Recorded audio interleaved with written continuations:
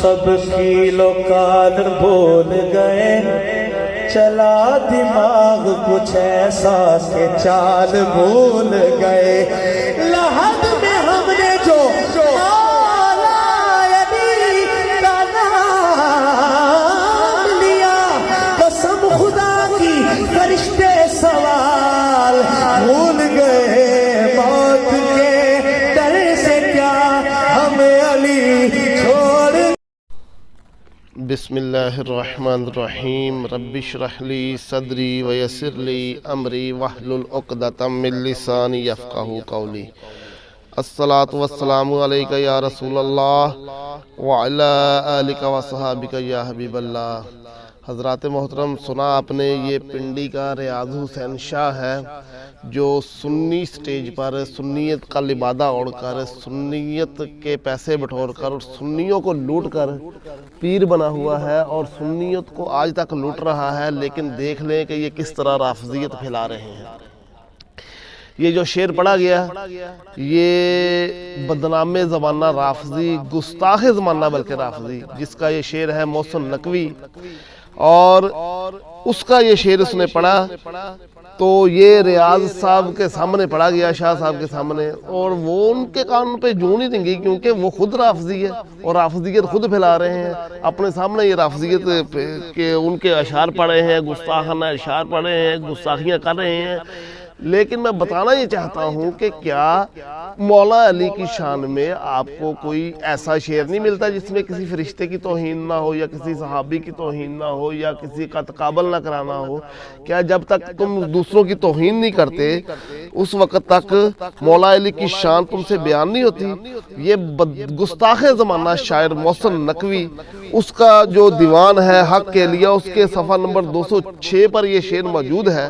اور میں یہ بھی آپ کو بتاتا چلوں کہ یہ اس نے جب لکھا یہ اپنا دیوان تو اپنی زندگی میں اس نے پبلش نہیں کیا، اپنی زندگی میں وہ پبلش نہیں کر سکا، بلکہ تقیہ کرتے ہوئے اپنی گستاخی پر مبنی شعروں کو وہ چھپاتا رہا، اور جتنی دیر تک وہ زندہ رکھا اس نے اپنی زندگی میں سے پبلش نہیں کیا۔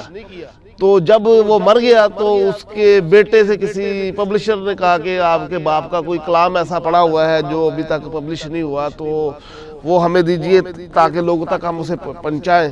تو وہ اس نے دیا کہ یہ ابھی تک نہیں چھپا، اس کو پبلش کریں۔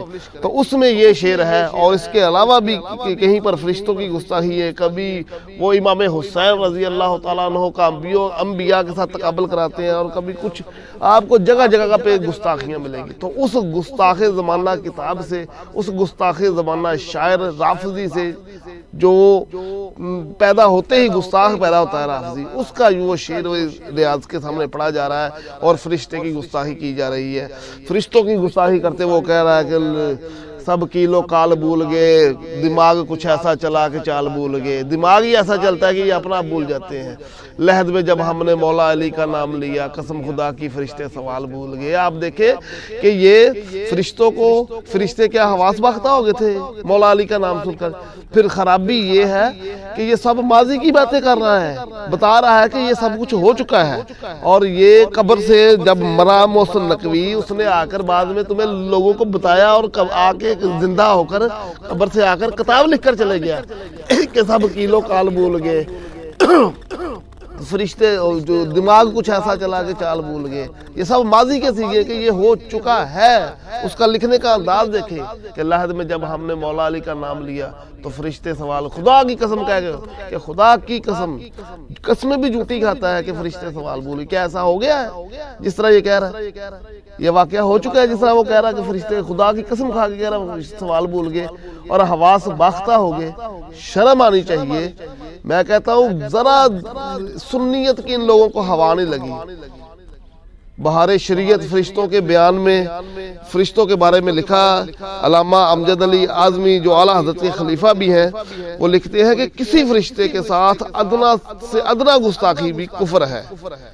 یعنی کہ یہ فرشتوں کا بیان عقیدہ نمبر 6 میں آپ پڑھ سکتے ہیں، بہار شریعت پہلا حصہ پہلی جلد میں. اس میں انہوں نے لکھا ہے کہ فرشتوں کی کسی بھی فرشتے کے ساتھ ادنا سے ادنا گستاخی بھی جو ہے نا وہ کفر ہے. تو کیا یہ فرشتوں کی توہین نہیں ہے کہ ان کو حواس باختہ کہہ رہا ہے؟ وہ اپنے سوال بھول گئے. کیا انہوں نے پوچھنا تھا تیرا رب کون ہے؟ تو کیا انہوں نے پوچھ لیا تھا کہ تیرا باپ کون ہے؟ انہوں نے پوچھنا تھا تیرا دین کیا ہے؟ تو انہوں نے پوچھ لیا تھا کہ تیرا رافضی جو عبداللہ بن سبا ہے جس کی تو اولاد ہے وہ کون ہے؟ کہ اس طرح کے سوال کرنے شروع کر دیے تھے. فرشتوں کو حواس باختہ کہہ رہا ہے، اس کو مخبوط الحواس کہہ رہا ہے، اور قسم کھا کے کہہ رہا ہے کہ وہ اپنے سوال ہی بھول گئے جو میرے ساتھ کر رہے آئے تھے جب میں نے مولا علی کا نام لیا. اور یہ جو بیٹھا ہوا ہے کٹا ریاض حسین شاہ، اس کو ذرا بھی شرم نہیں آ رہی. اس کے سامنے کیا ہو رہا ہے؟ اس کو شرم کیا آئے گی؟ یہ خود ہی تو کروا رہا ہے. لیکن میرے اس کہنے سے ان کو کوئی اثر نہیں ہوگا. یہ بڑے پرانے رافضی ہیں اور کٹر رافضی ہیں اور گستاخ زمانہ رافضی ہیں. لیکن میں اپنے اہل سنت سے کہوں گا کہ خدا را اپنے اسٹیجوں کو ان لوگوں سے پاک رکھیے. پیسے تم لگاتے ہو، سارا خرچہ تم کرتے ہو، اور یہاں پر آ کے لوگ رافضیت پھیلا کے چل جاتے ہیں. کچھ اہل سنت کا خیال کیجئے. اہل سنت کا شرازہ پہلے ہی بکھر چکا ہے، اور خدا کے لیے آپ ان لوگوں کو اپنے پاس نہ بلایا کریں، اور کسی سنی عالم کو بلایا کریں، کسی سنی نعت خوان کو بلایا کریں، کسی سنی نقابت والے کو بلایا کریں. یہ سارے جو ملے ہوئے ہیں یہ ان سے یہ 80% تو سارے رافضی ہیں. یہ نعت خوان نقابت والے سارے ان کے آپ شعر سن لیا کریں کس طرح کے پڑھتے ہیں. یہ سارے تفضیلی ہیں. کوئی ان میں بندے کا پتر ہے وہ تمہیں ملتا نہیں. تو خدا را ان چیزوں سے اپنے سٹیجوں کو بچائیں، اور اپنی محفل کا جو آپ کی محافل ہوتی ہے ان کا تقدس پامال ہونے نہ دیں. یہ گستاخیاں کر کے جاتے ہیں. یہ فرشتوں کی گستاخی ہوئی تمہارے سٹیج پر. بتاؤ یہ محفل کرانے کا، یہ جلسہ کرانے کا تمہیں ثواب ہوا یا گناہ ہوا؟ بتایا جائے مجھے. اس طرح آ کر کوئی کسی کی اور کی گستاخی کرے، کوئی صحابہ کی گستاخی کرے، کوئی انبیاء کی گستاخی کرے، تو کیا وہ آپ کو اس طرح کی محفل کرانے کا ثواب ہوگا؟ تو خدا کے لیے اپنے پیسے بھی بچائیں، اپنا ایمان بھی بچائیں، اپنا عقیدہ بھی بچائیں، اور اپنا وقت بھی بچائیں ان لوگوں سے. یہ جو رہزن پھرتے ہیں، لباس خضر میں ہزاروں رہزن بھی پھرتے ہیں. اگر جینے کی خواہش ہے تو کچھ پہچان پیدا کر. یہ لباس خضر میں رہزن ہے جو سنیت کے لبادے میں آپ کو رافضی نظر آ رہے ہیں. یہ سارے رہزن ہیں، ان میں کوئی بھی سنی نہیں ہے جن لوگوں کو تم بلاتے ہو.